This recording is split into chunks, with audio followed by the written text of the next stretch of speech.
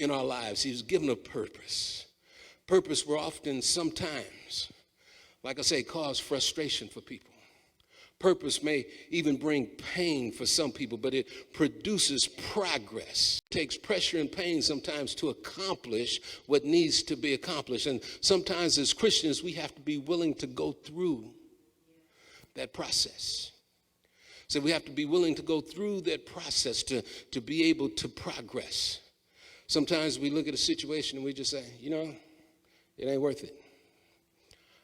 It ain't working the way that I thought it was going to work. It ain't, I just don't see the end of this thing like I planned it, like I saw it, the way that I understood it. It just ain't happening like that. But if God called you to do it, do it. Again, this is a faith walk. We walk by faith and not by sight. The life you touch may not just be your own. See, we don't just live to make ourselves feel good. We don't just live to make ourselves feel good, but we live for others. We pour in and we overflow. As I tell you about the wedding of champagne glasses where they poured in the top and it's stacked up like a pyramid. They pour at the top, but it trickles down and it trickles down. Then all the glasses are full after a while. And so when we look at life and we look at our lives pouring into the life of somebody else, we know that God is blessing us and it's overflowing into the life of somebody else, and that life is overflowing into the life of somebody else, and that life is overflowing, and it keeps repeating itself and repeating itself.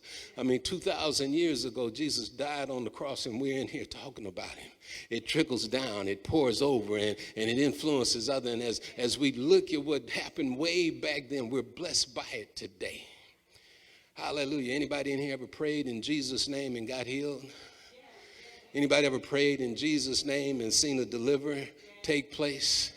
Prayed in Jesus' name and your situations turned around, and what happened way back then holds value today if we can understand it. It was purposeful back then and is equally purposeful right now. Somebody give God a praise in here. Listen,